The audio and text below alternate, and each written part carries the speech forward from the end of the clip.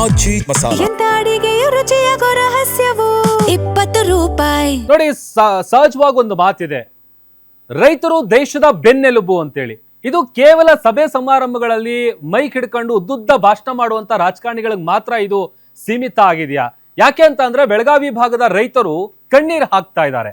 Belagavi ರಾಜಕಾರಣಿಗಳೇ miss ಮಾಡದೆ ಈ ಸುದ್ದಿಯನ್ನ ನೋಡಿ. ಬೆಳಗಾವಿಯ ಸಂಸದರು, ಶಾಸಕರೇ, ಸಚಿವರೇ ಈ ಸುದ್ದಿಯನ್ನ ಒಮ್ಮೆ ನೋಡಿ.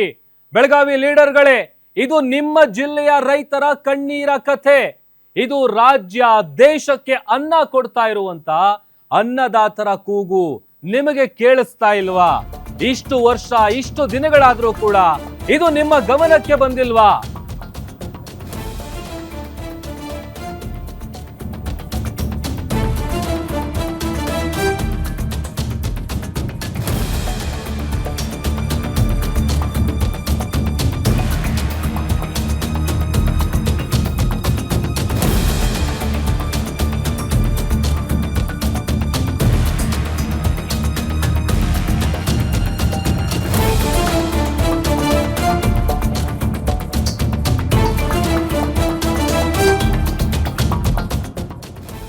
ಬೆಳಗಾವಿ ರಾಜಕಾರಣಿಗಳೇ ಮಿಸ್ ಮಾಡದೆ ಈ ಸುದ್ದಿ ನೋಡಿ. ಬೆಳಗಾವಿಯ ಸಂಸದರು, ಶಾಸಕರೇ, ಸಚಿವರೇ ಈ ಸುದ್ದಿಯನ್ನ ನೋಡಿ.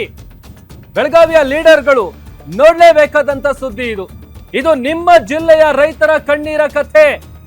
ಇದು ರಾಜ್ಯ ದೇಶಕ್ಕೆ ಅನ್ನ ಕೊಡ್ತಾ ಇರೋ ಅನ್ನದಾತರ ಅರ್ಥನಾದ. ಇಷ್ಟು ವರ್ಷ, ಇಷ್ಟು ದಿನಗಳಾದ್ರೂ ಕೂಡ ನಿಮ್ಮ ಗಮನಕ್ಕಿಲ್ವಾ ಇದು?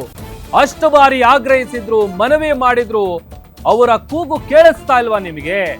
ಬೆಳಗಾವಿ ನಾಯಕರೇ, ರೈತರಿದ್ರೆ ನೀವು ಅದನ್ನ ಚೆನ್ನಾಗಿ ತಲೆಯಲ್ಲಿ ನೆನ್ಪಿಟ್ಕೊಳ್ಳಿ. ಅಸಲಿಗೆ ಬೆಳಗಾವಿ ಅನ್ನದಾತರ ಆರ್ತನಾದ ಏನು ಗೊತ್ತಾ? ಬೀದಿಗಿಳಿದು ಹೋರಾಟ ಮಾಡ್ತಾ ಇರೋ ರೈತರು ಪಾಪ ಕಣ್ಣೀರು ಹಾಕ್ತಾ ಇರೋದು ಯಾಕೆ? ಗ್ಯಾರಂಟಿ ನ್ಯೂಸ್ ನಲ್ಲಿ ಬೆಳಗಾವಿ ರೈತರ ಹೋರಾಟದ ರೋಚಕ ಸ್ಟೋರಿ. जय जवान जय किसान, गो माता की जय, गंगा माता की जय, भू माता की जय, बोलो भारत माता. ಭ್ರಷ್ಟ ಅಧಿಕಾರಿಗಳನ್ನು ವಜಾಗೊಳಿಸಬೇಕು. ಧಿಕ್ಕಾರ ಧಿಕ್ಕಾರ,